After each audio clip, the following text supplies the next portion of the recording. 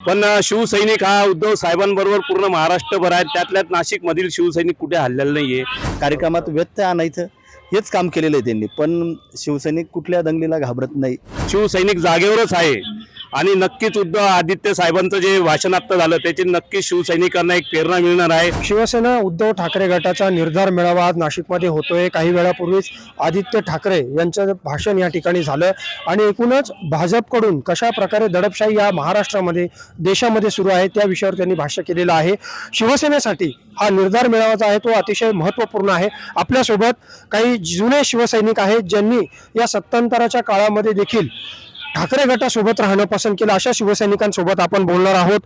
स्वागत आहे आपलं माय महानगरमध्ये. काय सांगाल, आजचा जो निर्धार मेळावा होतोय तो पक्षाच्या दृष्टिकोनातून किती महत्त्वपूर्ण आहे? जो आपला नाशिक जिल्ह्यामध्ये निर्धार मेळावा होतो, मुंबईच्या बाहेर पहिल्यांदाच हा निर्धार मेळावा नाशिकमध्ये घेण्यात येत आहे.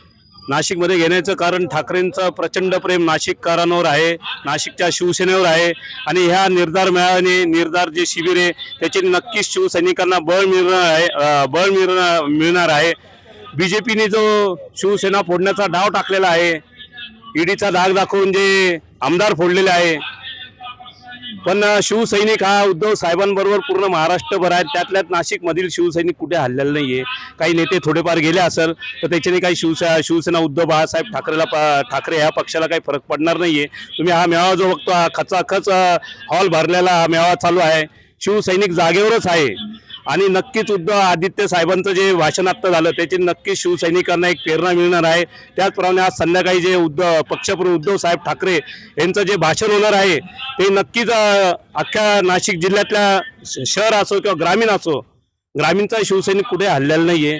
ज्या पद्धतीने शिवसेना खिळखिळी करण्याचा प्रयत्न होतोय, म्हणजे फाटाफूट होते, मोठ्या प्रमाणावर राज्यभरातले नेते भाजप असेल शिंदे गटामध्ये प्रवेश करत असेल, नाशिकमधून देखील काही माजी नगरसेवक हे शिंदे गटाच्या वाटेवर गेले काही आहेत.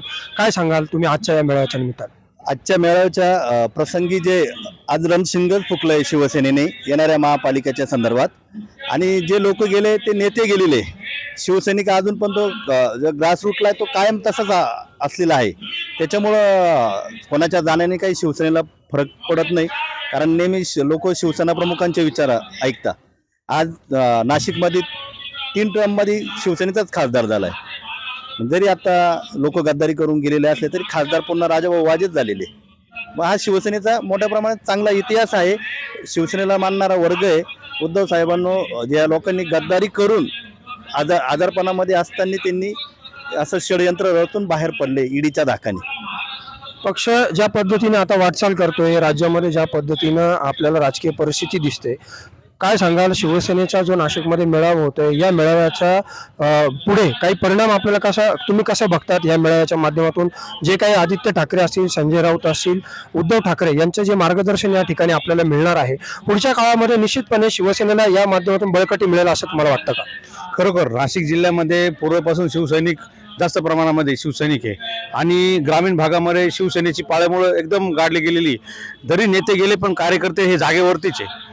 आणि ह्या निर्धार मेळाव्याला जे आदित्य साहेबांनी मार्गदर्शन केलं हे अतिशय चांगल्या प्रकारे मार्गदर्शन केलं. त्यांनी शिवसैनिकांमध्ये एक नवी ऊर्जा भरली आणि येणाऱ्या प्रत्येक निवडणुकीमध्ये किंवा येणाऱ्या घर तिथे शिवसैनिक आणि गाव तिथे शाखा अशा पद्धतीने उपक्रम या ठिकाणी राबवून अतिशय मोठ्या प्रमाणात हा पक्ष कसा वाढेल आणि 100% हा पक्ष वाढणार. कारण की निष्ठावंत जे शिवसैनिक आहे ते एक जागीच थांबलेले. तुम्ही बघितलं तर नेते लोक गेलेले पण शिवसैनिक हे जागे. आता जर बघितलं तर हा हॉल भरून चक्क बाहेर लोक आहे.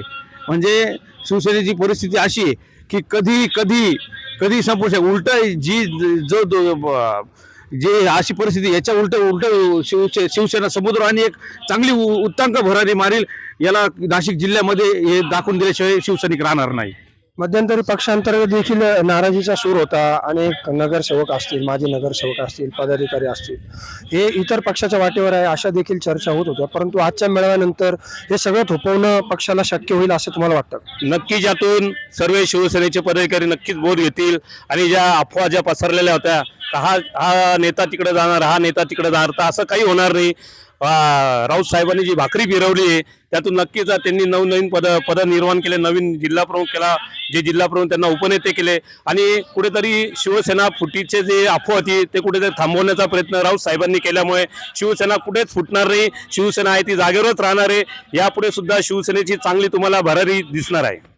आगामी स्थानिक स्वराज्य संस्था निवडणुका ज्या आहेत त्यामध्ये शिवसेनेला उमेदवार देखील मिळणार नाही असा देखील आरोप सत्ताधाऱ्यांकडून केला जातो. काय वाटतं तुम्हाला, तुम्ही कसं बघता या सगळ्या आरोपांकडे? सत्ताधारी हे फक्त आरोपच करतात आणि शिवसेना प्रमुख नेहमी निष्ठावंत शिवसैनिकालाच तिकीट द्यायचे. यावेळी काय त्याच्याकडे काही पैसा दंडवलत नव्हती राहत, पण ते साहेबांच्या भाषणावर, उद्धव साहेबांच्या भाषणावर तोच शिवसैनिक निवडून यायचा. मग जर यांना उमेदवार मिळणार नाहीत, या लोकांनी अपक्ष लढायला लागत होतं ना. जर यांची इतकी ताकद येते, हे नेहमी उद्धव साहेबांना का घाबरतं? आज 4 पक्ष एकत्र येऊन सकाळ संध्याकाळ फक्त उद्धव साहेबांचंच नाव घेतात, दुसरं काहीच सुचत नाही या लोकांना. राज्यामध्ये जातीपातीचं राजकारण देखील चालू केलेलं आहे असा एक आरोप केला जातो. आज देखील नाशिकमध्ये जी घटना झाली काठे गल्लीमध्ये जे अतिक्रमण, तर कुठेतरी हे आपल्या निर्धार शिबिरामध्ये कुठे अडचणी निर्माण करण्याचा प्रयत्न होता असा आरोप संजय राऊत यांनी केलेला आहे. आपण सगळ्या एकूणच या ज्या घटना आहेत राज्यभरातल्या, मग औरंगजेबाच्या कबरीचा मुद्दा असेल किंवा नागपूरची दंगल असेल, आज नाशिकमध्ये झालेला प्रकार असेल, याकडे आपण कसं बघतो? नाही, भारतीय जनता पार्टीला तर प्रत्येक समाजामध्ये जातीमध्ये तेढ निर्माण करून कोणालाच एक संघ ठेवायचं नाही, तो कुठला पण समाज असो. आणि त्यांना आज शिबिर असल्याने इथं दंगल वगैरे घडून द्यायची, त्याच्यामुळं कार्यक्रमात व्यत्यय आणायचं, हेच काम केलेलं आहे त्यांनी. पण शिवसैनिक कुठल्या दंगलीला घाबरत नाही आणि शिवसैनिक याचे हे भाजपवाले हे कधी उतरलेच नाही. ज्यावेळी दंगली घडायची त्यावेळी शिवसेनाच राहायची. आज त्यांच्याकडे एवढे लोक आहे, केंद्रात सत्ता आहे, महाराष्ट्रात सत्ता आहे, मग दर टायमाला हिंदुत्वाचा मुद्दा ज्यावेळी काढतात त्यांना माहिती आहे शिवसेनेचं परखड हिंदुत्व आहे. शिवसैनिकच रस्त्यावर उतरतो, त्यांचे लोक कधी उतरले रस्त्यावर? ते तर नेहमी जातीवादामध्येच फडणवीसांनी अडकून ठेवलेले. हे निर्धार शिबिर आपण याला म्हणतोय, काय निर्धार तुम्ही आता या शिबिराच्या माध्यमातून करत आहात? जी काही शिवसैनिकांमध्ये काही चलबिचल मनामध्ये होती, ती मनामध्ये चलबिचल आता शक्यतो थांबलेली. कुठल्याही अफवा, कुठले लिकेज येत राहणार नाही. ही पानझडी झालेली आहे. आता पानफुटी इतकी जोरात होणार आहे ना की तुम्हाला सांगतो, शिवसैनिक एकदम फ्लोनी जागा होणार आहे आणि सगळं एकत्र येणाऱ्या महापालिकेमध्ये नक्की भगवा फडकाशिवाय राहणार नाही.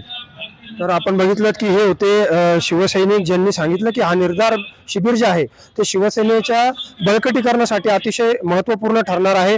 ज्याप्रमाणे पानगळ झाली त्याप्रमाणे नवी पालवी देखील आता शिवसेनेला फुटेल आणि निश्चितपणे आगामी स्थानिक स्वराज्य संस्थांच्या निवडणुकीच्या पार्श्वभूमीवर शिवसेना ठाकरे गट पुन्हा एकदा नवी उभारी घेऊन पुढाकार घेईल, पुढे येईल. या राज्यामधल्या संपूर्ण निवडणुकांमध्ये उमेदवार त्या ठिकाणी दिले जातील आणि निश्चितपणे विजयाचा निर्धार जो आहे तो आजच्या या मेळाव्यातून केला जाणार आहे.